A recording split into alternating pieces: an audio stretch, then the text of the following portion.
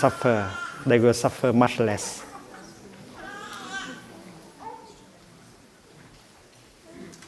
The art of suffering.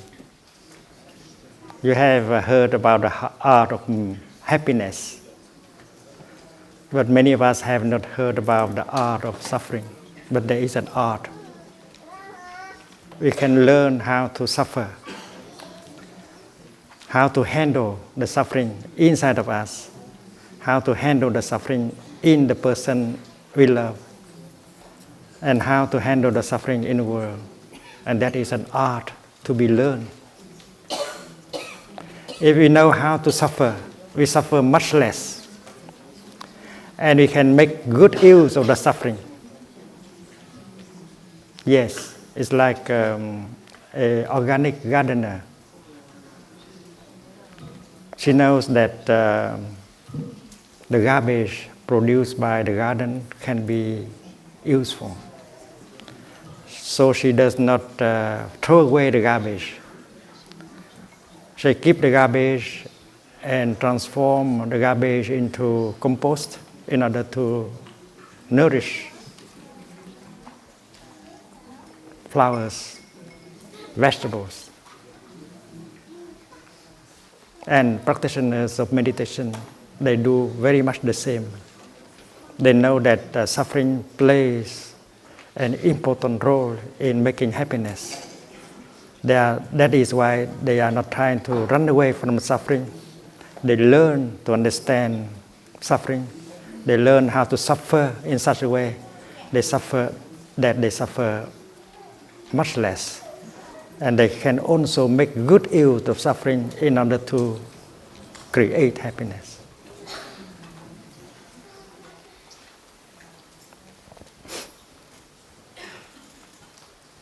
Understanding suffering is very important. We know that suffering is there inside of us, in the other person, and in the world.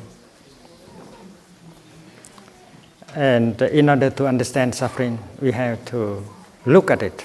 We have to get in touch. And there is a way to get in touch with the suffering without being overwhelmed by it. And we can learn. That practice is called mindfulness of suffering. Suffering is a kind of energy.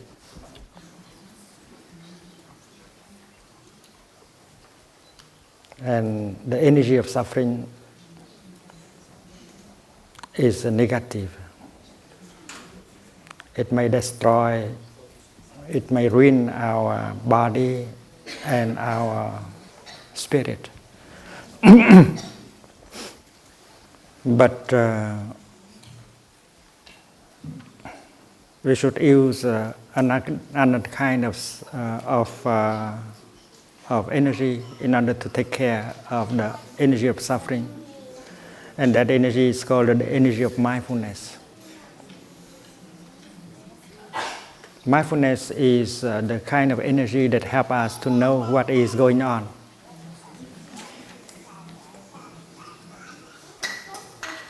And this is the heart of Buddhist meditation, mindfulness. When you breathe in, and if you are aware that you are breathing in, that is called mindfulness of breathing. You breathe mindfully. There are many people who breathe not mindfully. Most of people do not breathe mindfully. Only practitioners of Buddhist meditation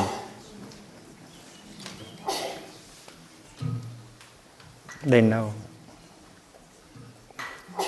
how to enjoy breathing in and breathing out in mindfulness. So mindfulness is always mindfulness of something. And in this case, that is mindfulness of breathing.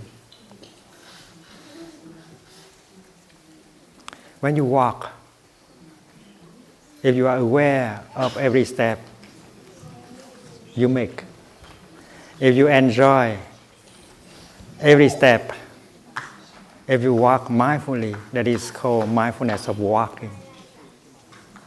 And it's very nourishing, very healing. And many of us do not know how to do it. We are not aware of our steps. We do not enjoy our steps. We walk in order to arrive. We hurry in order to arrive. And we do not have a chance to enjoy touching the earth with our feet, to nourish us and to heal us. So practitioners of meditation know how to walk in order to get the healing and the nourishment from their walking. And that is called mindfulness of walking. And when you drink your tea, and if your mind is there with the tea, if you are aware that you are drinking your tea, that you enjoy drinking your tea, that is called mindfulness of drinking.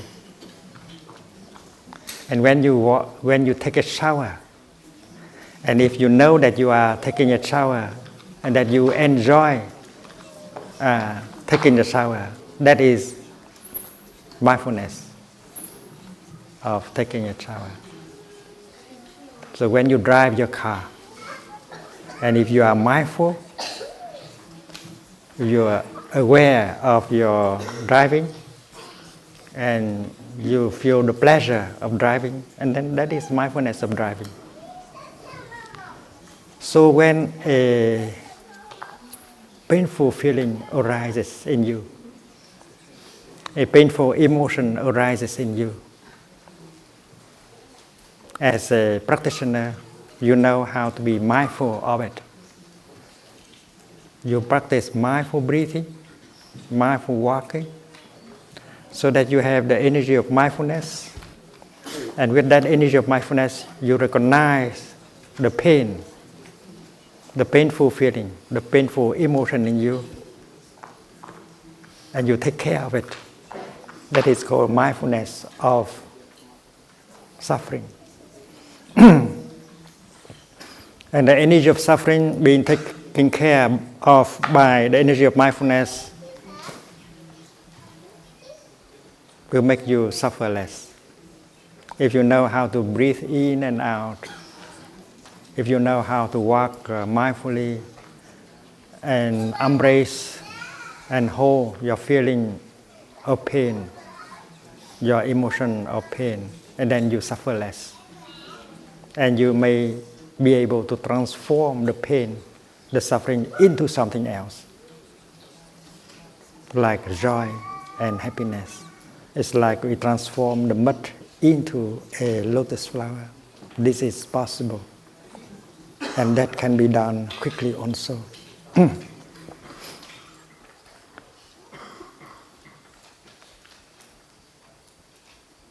When you go home to yourself and get in touch with the suffering inside,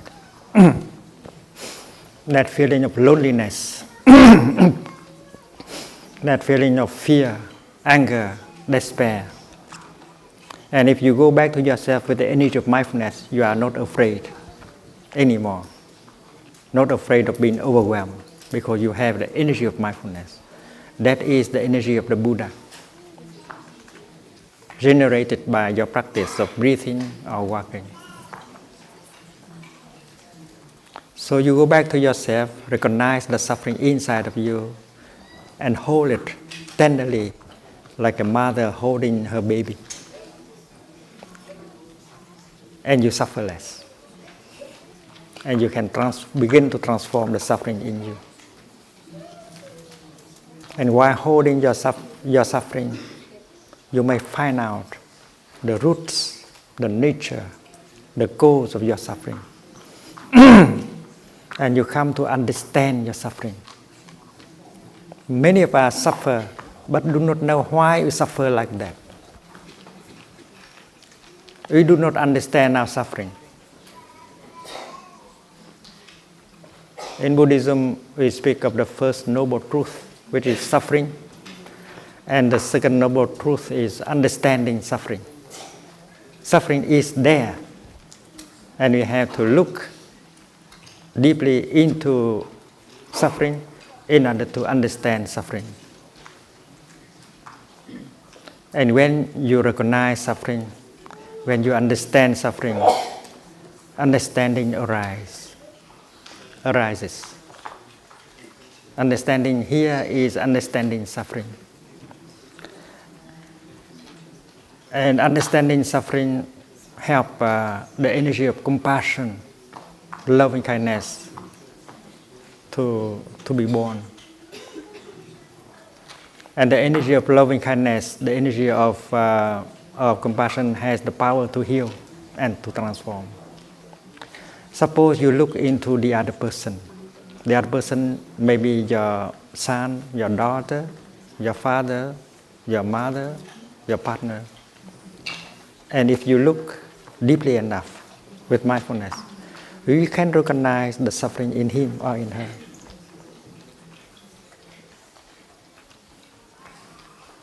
And if you continue, you can see why that person suffers like that.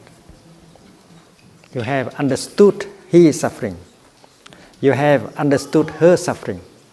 And when you have understood their suffering, you are not angry at him or her anymore. Because understanding suffering always brings compassion. And when you understand the suffering in him or in her, not only you don't want to punish him or her anymore, not only you are not angry at him or her anymore, but you want to do something, to say something in order to help that person suffer less. And that means that the energy of compassion has been born in you just by looking at suffering and try to understand the suffering inside of him or her, help compassion to arise. And when compassion is there, it begins to heal you and heal the other person. And this is very obvious. When you see the suffering in the other person, when you understand the suffering in him or in her, you do not want to punish anymore. You are not angry anymore. You want to help. So the same thing is true with yourself. When you go back to yourself and recognize the suffering inside and understand the suffering inside of you, compassion arises. And you accept yourself as you are. You are not angry at yourself anymore. And you want to do something in order to help yourself, to help you suffer less. And that is the practice of mindfulness of suffering. There is suffering as an energy, but there is mindfulness as another source of energy. And the second source of energy is recognizing, embracing the first source of energy. So the monks and the nuns this morning will practice chanting. And while they practice chanting the name of Bodhisattva, of deep listening, the Bodhisattva of great compassion, they try to go back to themselves and get in touch with the suffering inside of them. And with the purpose of helping the energy of compassion to arise. And that is a very logical, scientific. When you understand suffering, compassion always arises and begin to heal and transform. The suffering in us carries within itself the suffering of our Father. Yes, our Father may have suffered a lot, but he may not be able to transform his suffering. That is why he has transmitted the suffering in him to you. And that is why sometimes you suffer and you don't know why. Your suffering is also the suffering of your Father.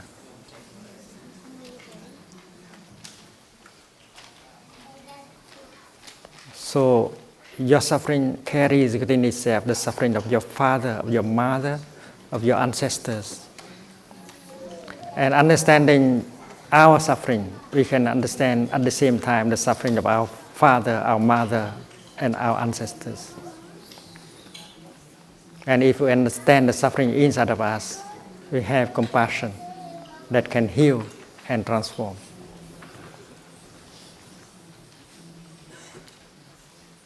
And the suffering in us also reflects the suffering of our society, of our planet.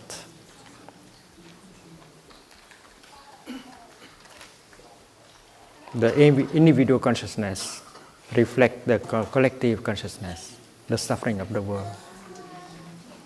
So when the monastics chant the name of Avalokiteshvara for the second time, they try to reach out to the people around them, in front of them, on the left, on the right, and become aware of the suffering in the people, in these people. And the purpose is the same, getting in touch with suffering in order to give compassion a chance to arise. And when they chant for the third time, they reach out to the world. Violence, hate, anger, despair is everywhere. And if they can get in touch, the energy of compassion in them continue to develop. And they know that if the energy of compassion is in you, the healing is taking place. The transformation is taking place. So the purpose of chanting is not to pray to a supernatural power to help you. It's not exactly like that. It is to generate the energy of mindfulness of suffering, to generate the energy of understanding suffering, in order for the energy of compassion to be born and to heal us and heal the other person and heal the world.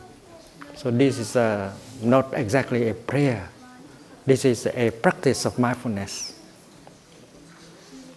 And when we do that together, a very powerful collective energy of mindfulness and compassion will be created by the whole group.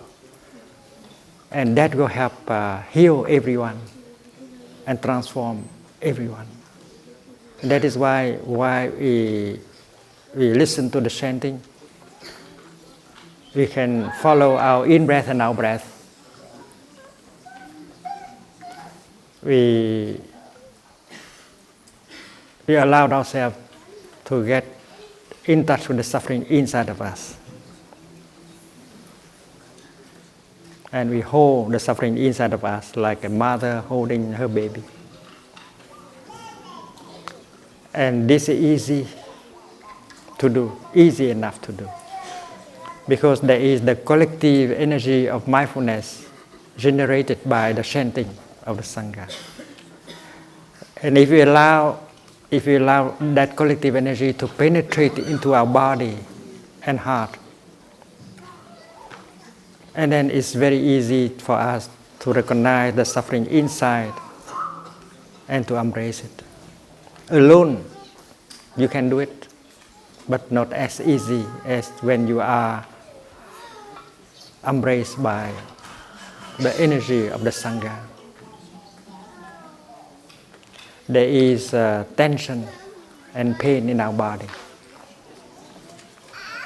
If we allow our body to relax, so that the collective energy of mindfulness and compassion generated by the chanting to penetrate into our body, and then we can release easily the tension in our body, and we feel much better after a few minutes of listening.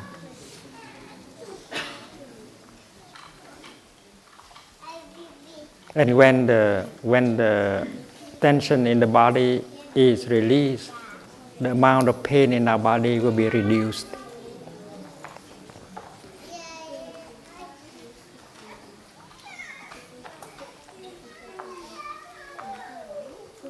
And if you have some fear, some anger, some despair in our heart, we may like to open our heart and allow the collective energy of the sangha to penetrate and help embrace them. If we are a beginner in the practice, our mindfulness is not strong enough in order to embrace our pain. So we can borrow, we can make good use of the collective energy of mindfulness generated by the sangha in order to recognize and embrace that pain, that sorrow, that fear, that anger in us. We do like a drop of water in the heart of a river. The drop of water allowed herself to be embraced and transported by the whole river. So you sit in the sangha and you say, my dear sangha, my dear river, this is my pain, this is my sorrow, this is my despair. Please help embrace it with me. You surrender to the sangha. You surrender to the collective energy of the sangha. And if you can do that, you get a relief after a few minutes of practice. Right here and right now. Allow yourself to be embraced by the collective energy of sangha, the energy of mindfulness and compassion, and you feel better. And if we have someone in the family who is very sick, who suffered very much at this time, who cannot come to the retreat, we can very well channel this energy to him or to her at home by just thinking of that person, or calling his or her name silently. And then at home she will profit from this energy also. The practice is simple enough. Just allow ourselves to be in the here and the now. Allow ourselves to be embraced by the sangha, by the collective energy of sangha, like a drop of water in the river. Just focus your attention on your in-breath and out-breath and the chanting. And you'll be able to stop the thinking, because the thinking might take us away from the here and the now. Not thinking, no thinking, just breathing in and out, relaxing, and allow the collective energy of mindfulness and compassion to penetrate into our body, into our heart. The chanting will last about 18 minutes. And this is a good practice for healing and transformation.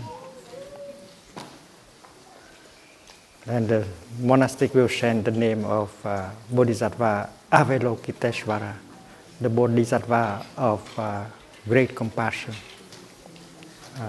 the Bodhisattva of deep listening, because he is known to be a person who has the capacity to listen to the suffering inside of him and around him.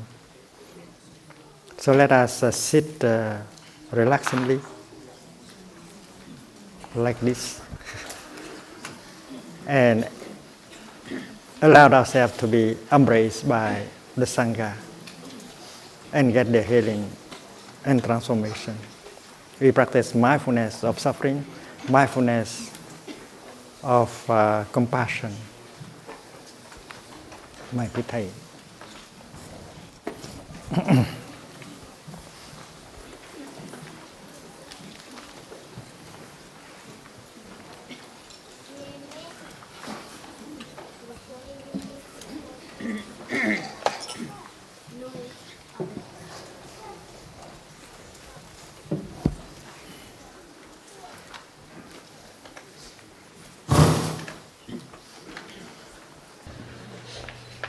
I'm sitting like this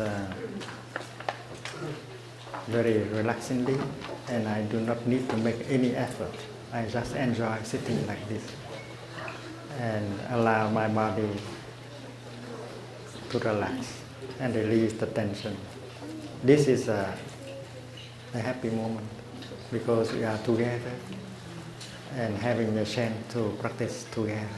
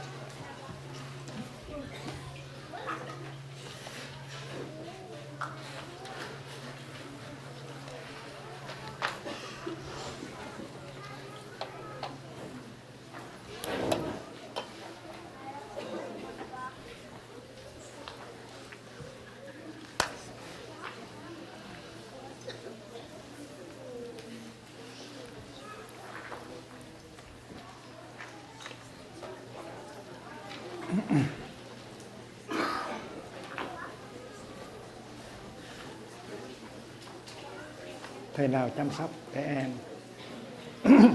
À.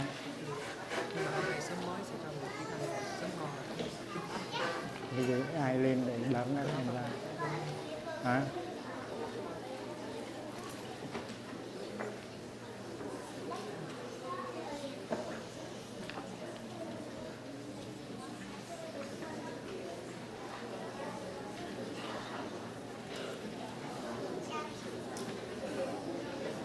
Đô Nghiêm. The children will follow Sister Tô Nghiêm to go out and practice outside. Tới đây con. Đô Nghiêm and Tăng Chùa Xưa. The children follow this nun and practice outside. These two nuns.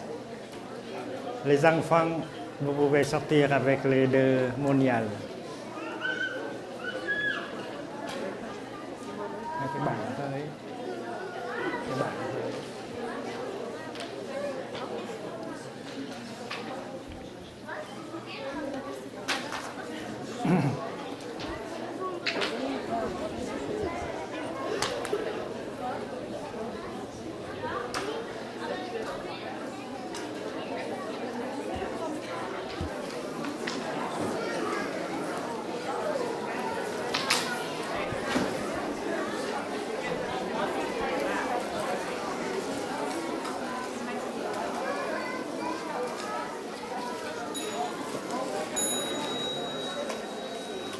Please stand up.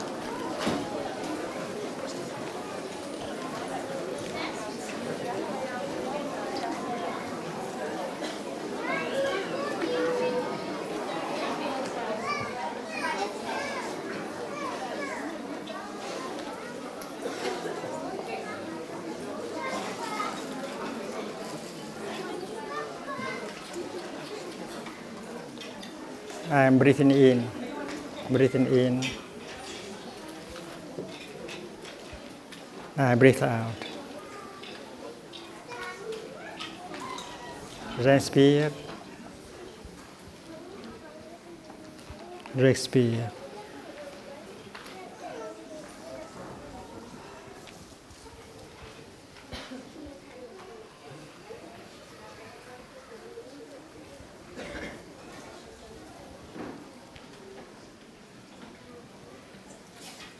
Enjoy.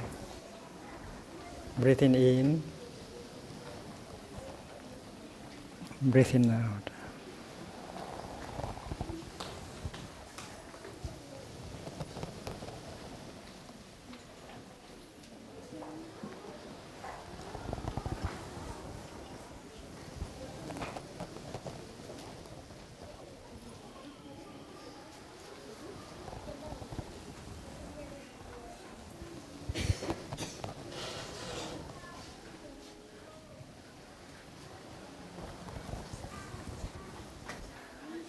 Respire. Respire.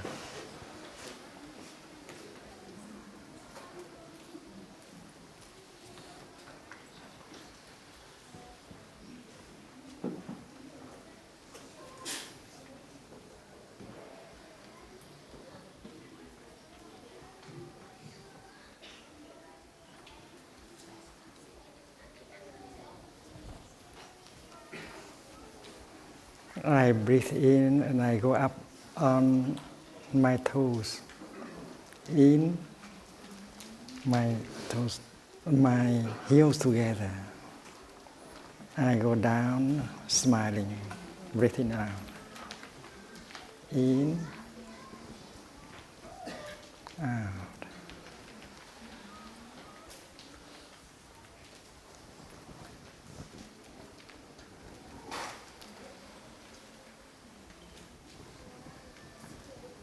Try a few more times.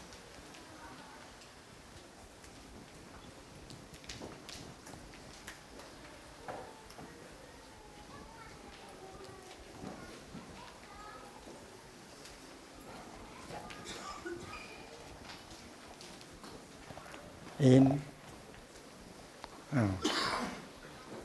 In, out. In, out. Très bien. J'inspire, j'expire.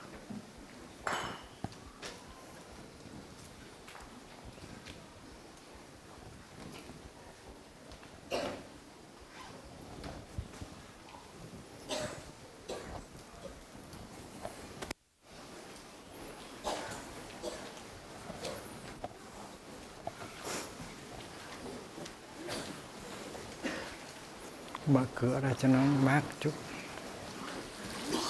Mở thêm cửa nữa.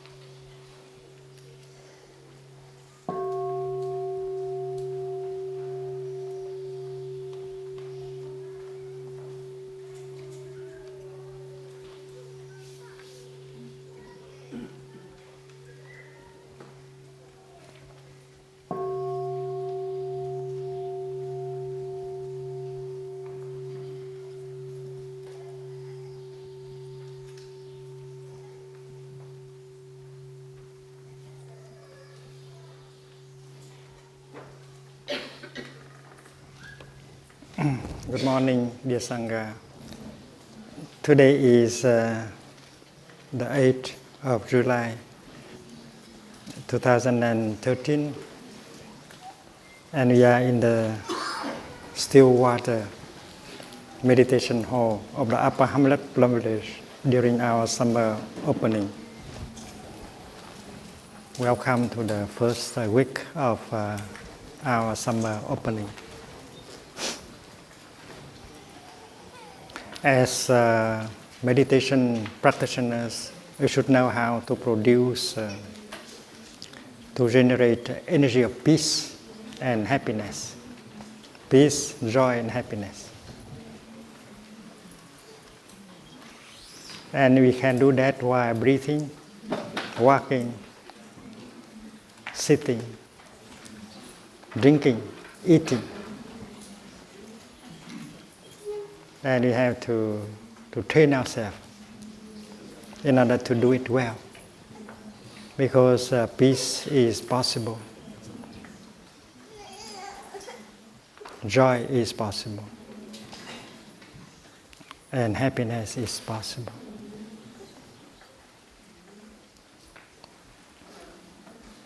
And the energy of mindfulness makes it possible.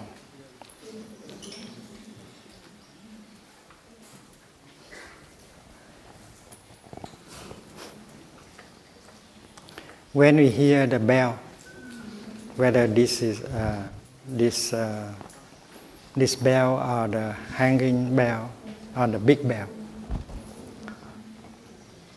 this is a kind of reminder.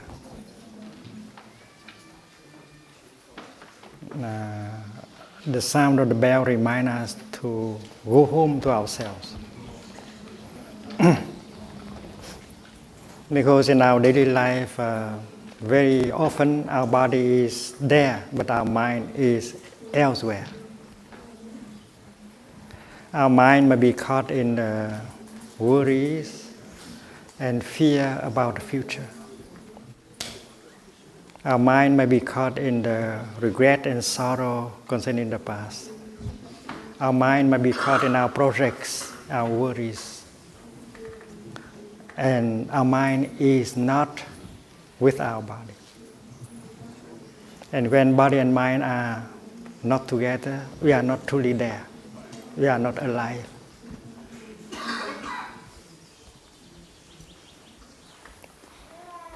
So the practice is to bring our mind home to our body. And that is possible when we walk, when we sit, when we eat, when we take a shower, even when we drive. We need only 2 or 3 seconds in order to bring our mind home to our body. Breathing in mindfully, I bring my mind home to my body. And I know that I have a body. It's nice to have a body. You may spend 3 hours with your computer and you forget entirely that you have a body. And during these 3 hours, you are not truly alive because your mind is separated from your body. You need your computer, of course, but you need also to go back to yourself and be alive. And that is why in Plum Village, our brothers and sisters, they program a bell of mindfulness in their computer. Every quarter of the hour, they hear the bell and they stop working. And they go back to themselves by the way of mindful breathing, and they enjoy breathing in and out and feel alive and get in touch with themselves. They get in touch with the wonders of life that are in themselves and around them. And this is a very important moment. If you like, you can download the sound of the bell from our website. And go back to your body, you go back to yourself every 15 minutes. The bell of mindfulness, whether it is the small bell or a big bell, that is to help us to bring our mind home to our body. And when mind and body are together, we are truly in the here and the now. We establish ourselves in the present moment. And that is very important because only in the present moment that we can get in touch with the wonders of life that are in here and around. And we can get in touch with the refreshing and healing and nourishing elements in us and around us. And that is why to go home to ourselves is very important. And that is why in Plum Village, every time you hear the bell, you see that everyone stop talking. If you are busy talking, you do not enjoy your in-breath and out-breath. You do not enjoy your being fully in the present moment. And not only we stop our talking, but we stop our thinking. Because thinking takes us away from the here and the now. I think, therefore I am not there. This is different from Descartes. I think my thinking takes me away from the here and the now. I am not truly there. And you enjoy breathing in deeply, breathing out deeply. You can enjoy also your in-breath and your out-breath. If you suffer when you breathe in, that is not good practice. If you enjoy your in-breath, that is good practice. Your in-breath will be healing and nourishing. We do not have to force ourselves to breathe in, because you are breathing in and out all the time anyway. So the problem is to focus our attention on our in-breath only. Breathing in. Why breathing in? I know I am breathing in. And in no time at all, you go home to your body. And there you are, well established in the here and the now. And the teaching of the Buddha is very clear. The past is already gone. And the future is not yet there. There is only one moment when you can be truly alive. And that is the present moment. Everything that is nourishing and healing is available only in the present moment. That is why we always go home to the present moment. And that is possible with the practice of mindful breathing. And it needs 2-3 seconds to bring your mind home to your body.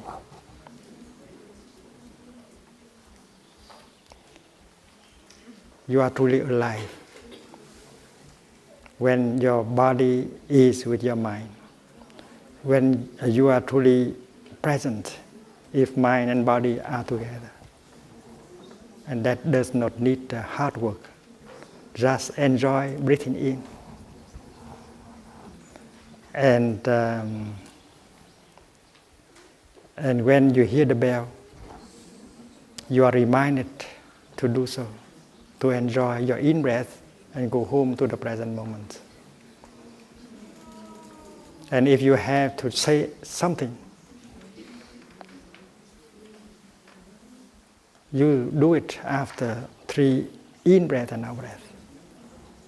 And that is what we practice here in Plum Village.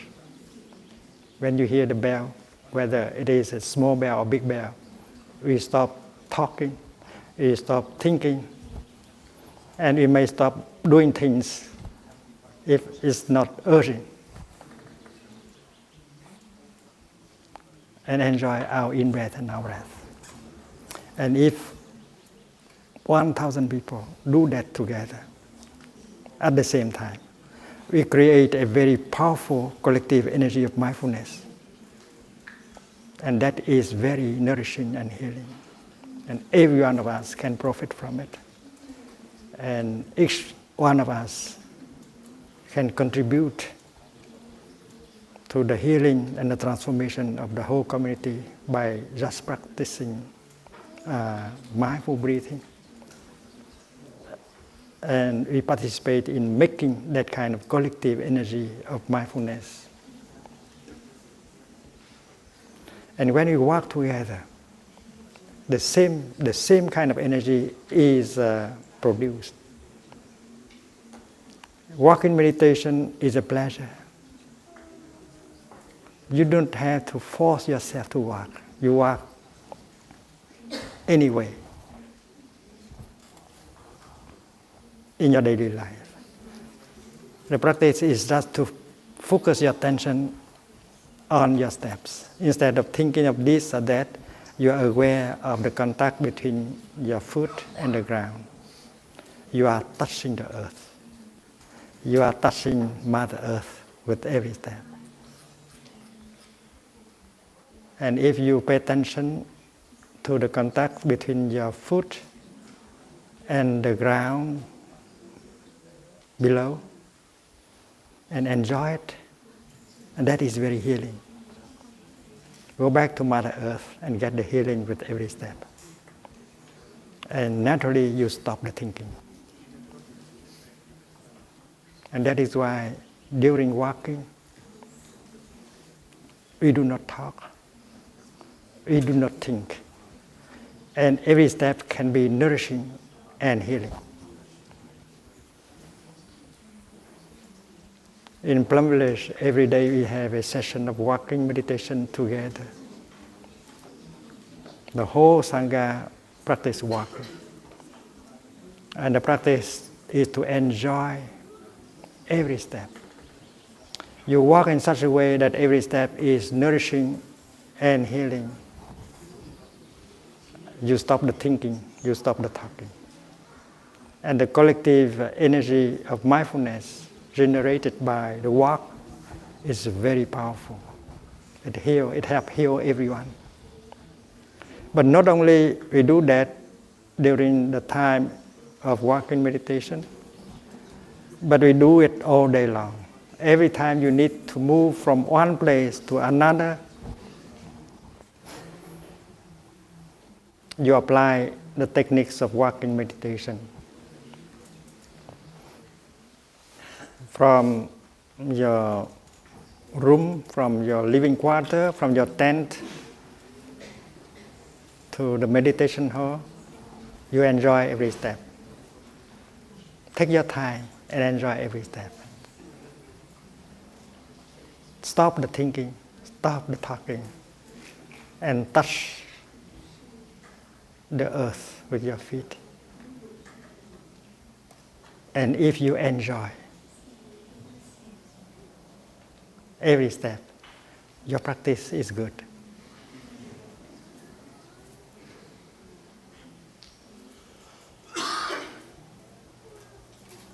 I have arrived. I am home. You have arrived in the here and the now. That's your true home. Your true home. The address of your true home is here and now.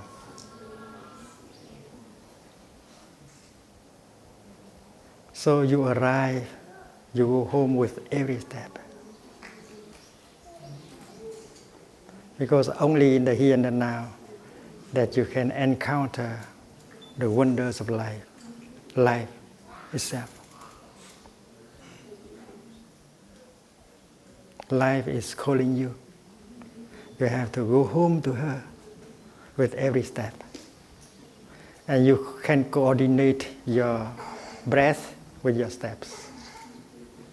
In Plum Village, you may like to do like this, breathing in.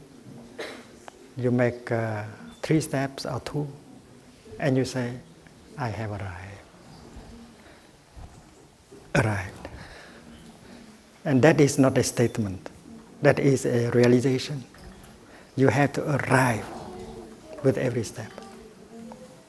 And that is possible with the energy of mindfulness.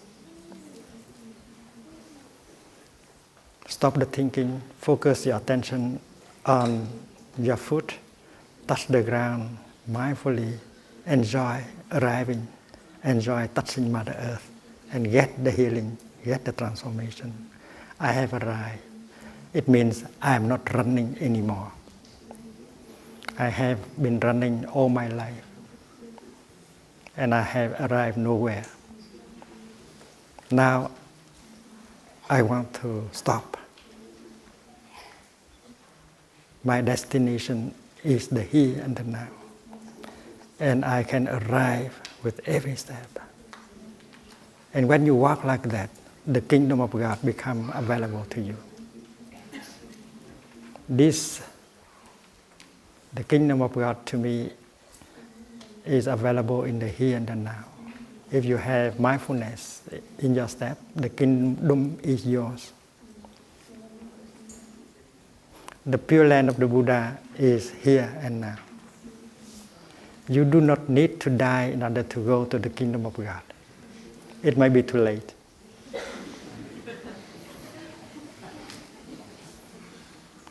It's not difficult to go to the kingdom of God.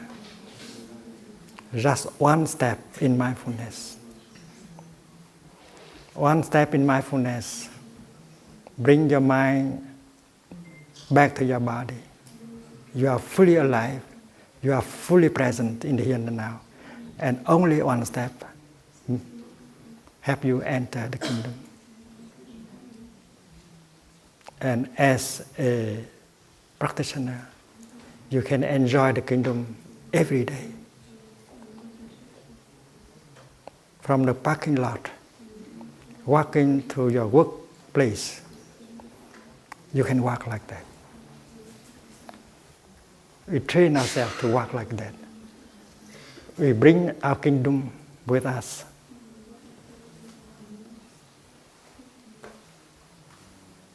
And that is the way I walk every day. I never leave the kingdom, because every step is very nourishing and healing. And that is the only style of walking in Plum Village.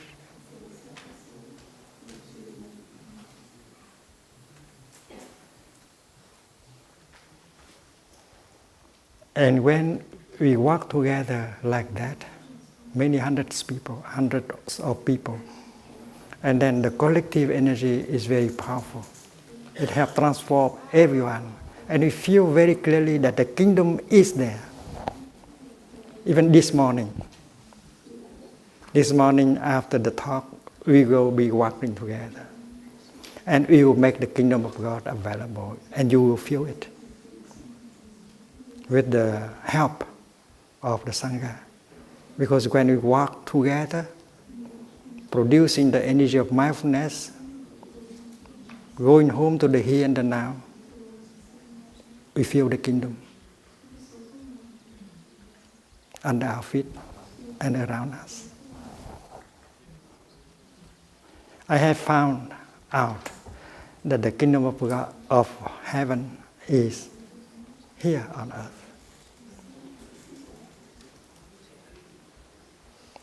And I have told my friends, the kingdom is now or never. The kingdom is available.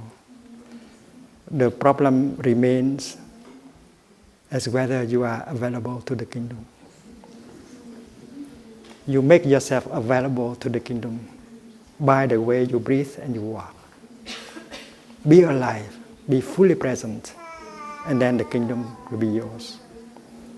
And when you walk together with the sangha, this is easy, because the collective energy helps you to be mindful, to enjoy. I have arrived. I am home. So you might begin to use the first line of the Gatha, I have arrived. I have arrived. And you practically arrive with every moment, with every step, in the here and the now, in the kingdom of God, in the pure land of the Buddha.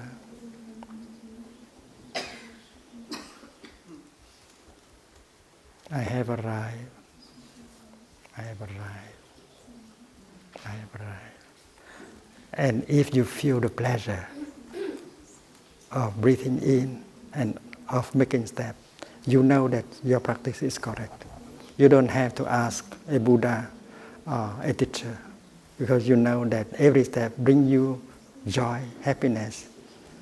Every step brings you the here and the now. Every step brings you the kingdom. You know. And you don't have to suffer to make any effort. Effortless.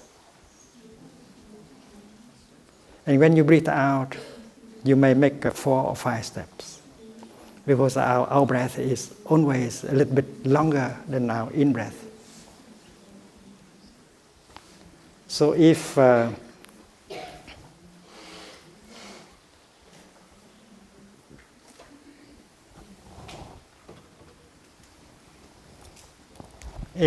you make 2 steps while breathing in, and then you might like to make 3 steps while breathing out. I have arrived, I am home, home.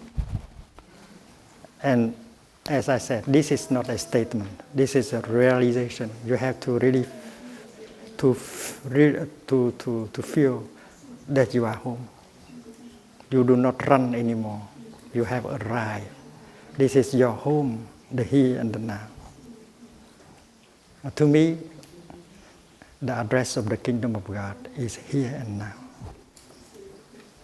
The address of heaven, nirvana. If you want to meet the Buddha, if you want to meet Jesus, here and now is the address. You know the address.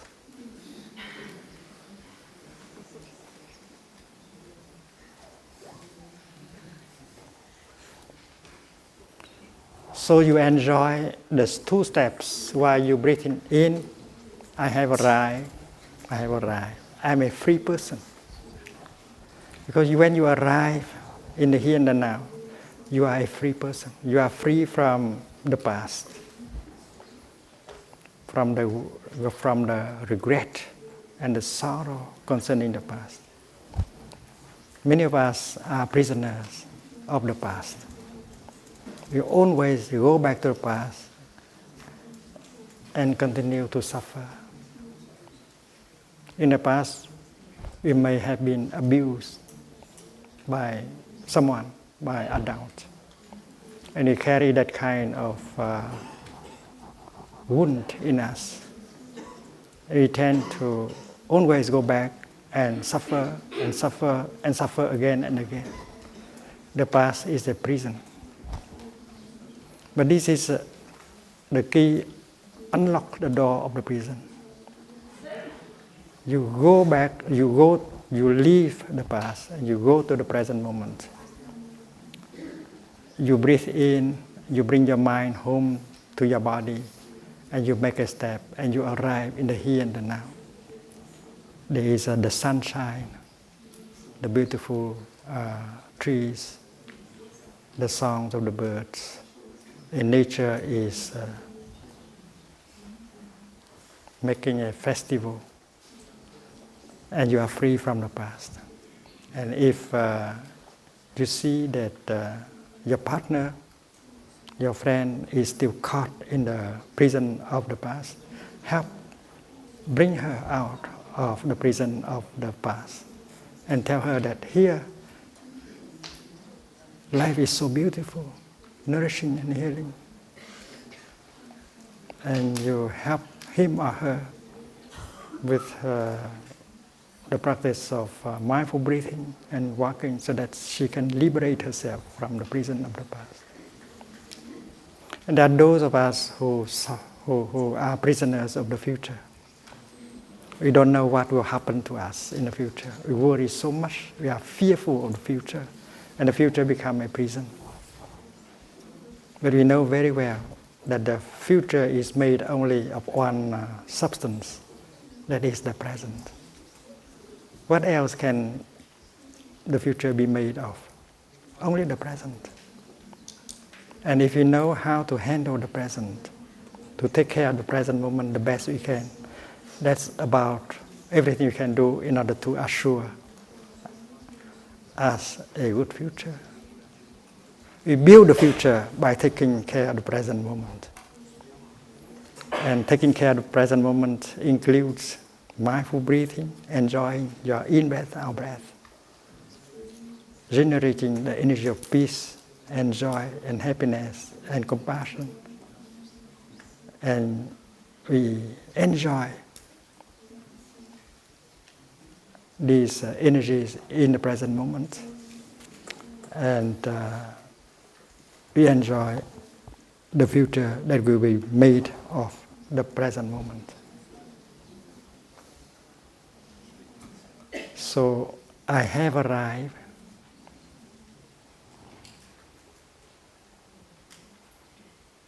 I have arrived. Two steps are nourishing and healing. Two steps are helping you to stop running and to enjoy the kingdom of God, the pure land of the Buddha. And when you breathe out, you enjoy three steps. I am home. I am home. I am home. My home is in the here and the now. And the address of my home is here and now. The address of life, the address of God, of Nirvana is also here and now. Very simple. 2 steps and 3 steps. But sometimes we feel that we'll be happier when we make 3 steps while breathing in.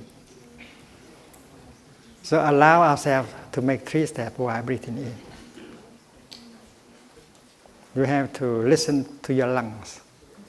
If your lungs say that, well, I'll be happier if you make 3 3 steps while breathing in, and then you make 3 steps. Of course, when we are climbing a hill, the number of steps will be reduced naturally, and your lungs will tell you how many steps they want you to make while breathing in. And then, if you know the number of steps while you breathe in, and you know how many steps you make out when you breathe out. If here is 2, here is about 3. And if you make 3 steps while breathing in, and the usual number of steps when you breathe out is 5. And you do not have to make any effort, and you enjoy every step, whether it is 3 or 5. The problem is that you should enjoy every step. Every step should be nourishing and healing, and we have to train ourselves. And we don't have to suffer or to make any effort. There are times when you make 4 steps while breathing in. And of course, when you breathe out, you need something like 6 steps. While walking meditation, I usually do this, except when I climb, and then I do this. And when it's very steep, it can be 1, 2, or even 1, 3. So we have to adapt. The problem is that you should make every step pleasant.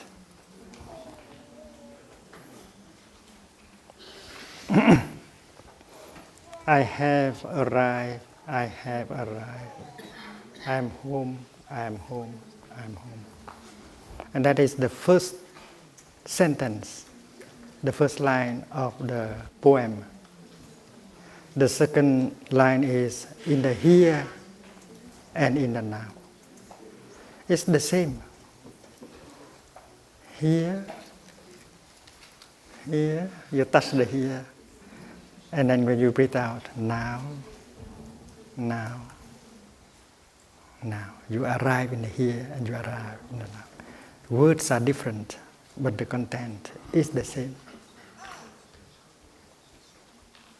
I have arrived, I am home, in the here and the now.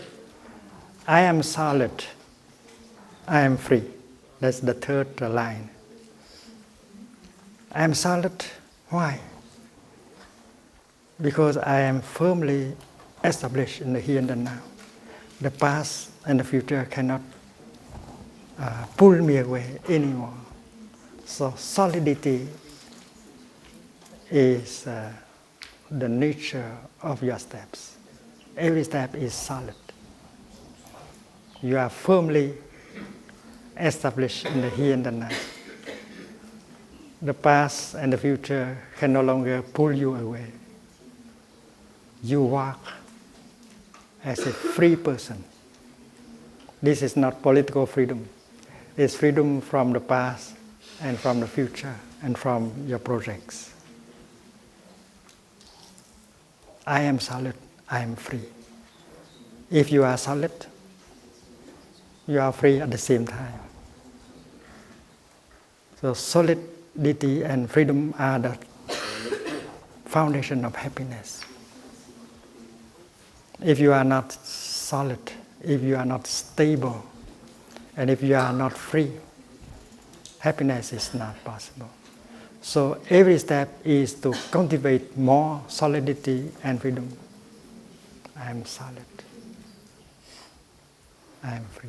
This is not auto-suggestion, wishful thinking. This is realization, because you know that if you are well established in the here and the now, every step is solid. Every step is free. And that is healing and transforming.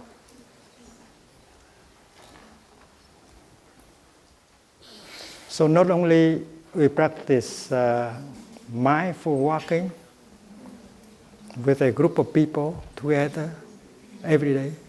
But during the whole day, whenever we need to go to move from one place to another place, even a short distance of 4 or 5 steps, you apply the techniques of walking meditation. If I want to go there and write something, I need only 3 steps before. 1, 2, 3, 4. And I walk in such a way that during these 4 steps, the kingdom of God is available.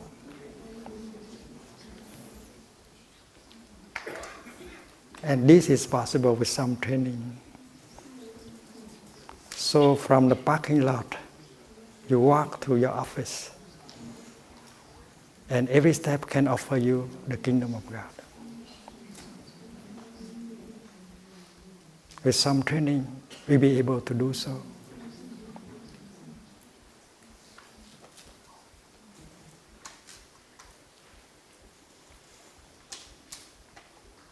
Last month, we had a retreat in Hong Kong.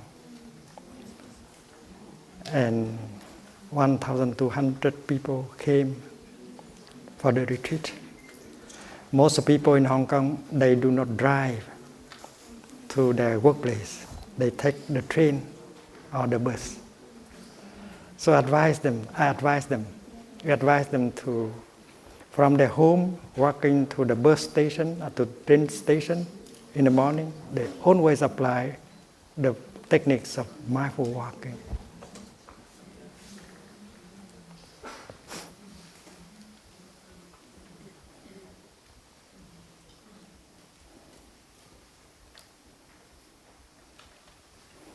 I told them like this. This is on the 4th day of our retreat. I told them that when I was a young teacher, I did not want to accept the disciples, ordained monks and nuns and lay practitioners.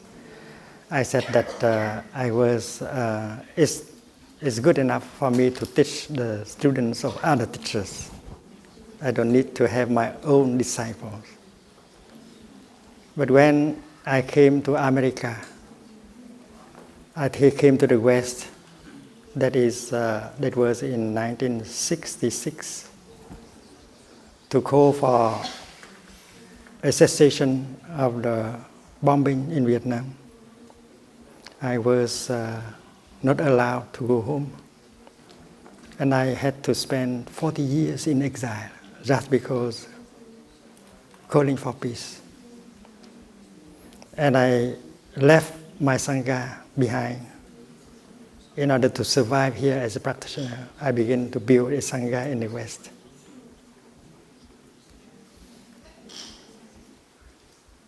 And I organized sitting, walking. But still I did not accept disciples. But I found out later on that if there is no teacher-student relationship, and then people can abandon the practice after a few months. Even if they are very happy during the retreat, they can keep the practice for a few months and then they will lose the practice. So that is why I begin to change my idea. That if there is no teacher-student relationship, you cannot maintain your practice for a long time. So I began to accept ordaining monks and nuns and lay people. And between the teacher and the students, there must be a connection. And I told them that you don't need a telephone in order to be in touch with me, because in the last 40 years, I have not used the telephone.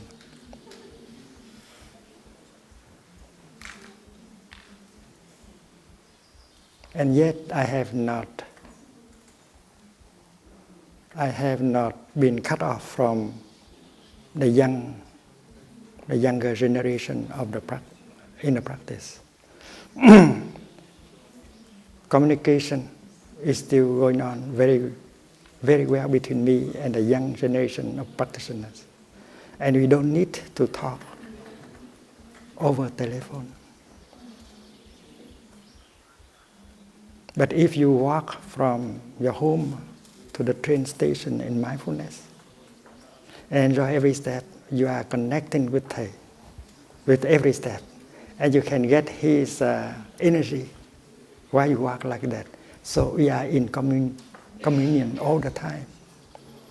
If you practice mindful breathing, mindful walking like that, you are in permanent contact, communion with your teacher. And I asked the 1,200 people in the retreat, who among you would like to commit yourself to this practice, walking from your home to the bus station, to the train station, in that way? You don't need a telephone, and yet you can keep in touch with Thay with every step. And everyone raised their hands. And now they are doing that. I think 1,200 people in Hong Kong every morning, leaving home to the bus and train station, they practice walking meditation. That's the best way to get in touch with their teacher. They don't need a telephone. They don't need a email address. They have the address here and now.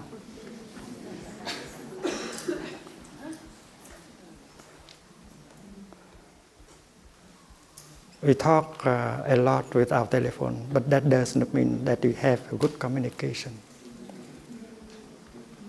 with the other person.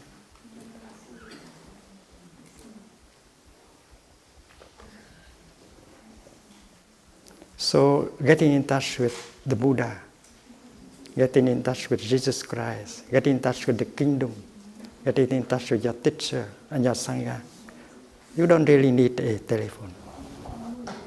You don't really need an email address. You need the practice of mindful breathing and mindful walking. And every time you do that, you feel the connection. You feel that you can get the energy from the Buddha, from the sangha, from your teacher. And this is not difficult.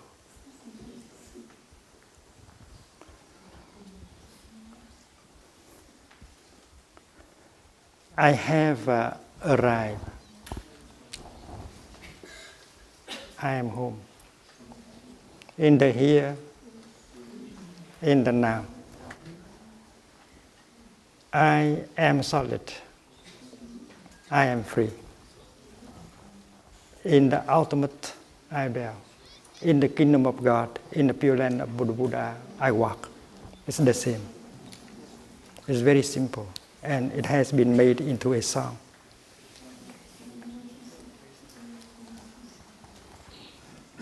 And if you practice a few days, the practice of mindful walking, you see a big change. We need some training in order to do so. And while walking together, we generate the energy of mindfulness and joy. And that is very nourishing for all of us.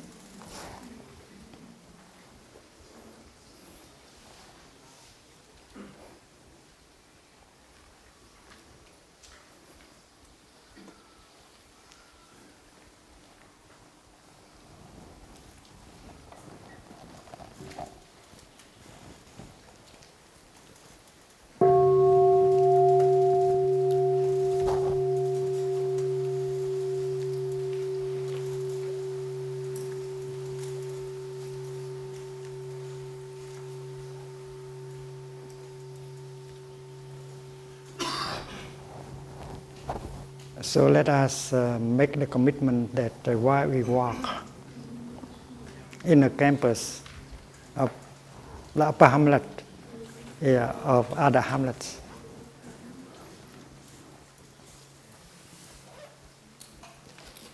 We follow our breathing. We enjoy every step. We do not talk and think. No thinking, please. No talking, please. In order to enjoy. This is a very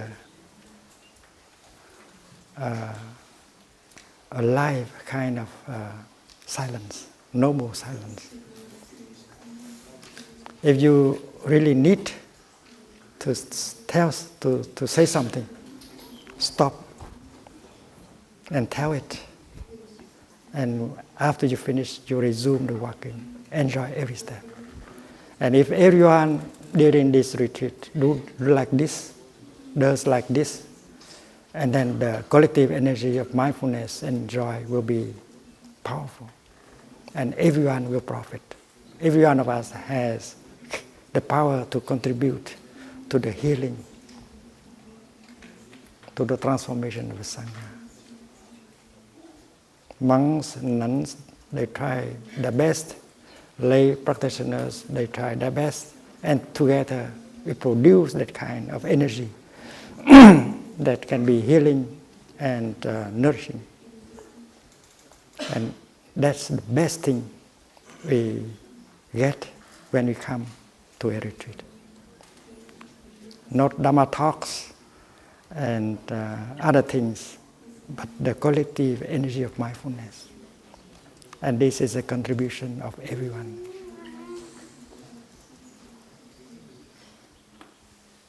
So when we hear the bell announcing walking meditation, we will gather around the bell tower and we begin walking together and make the kingdom of God available with every step.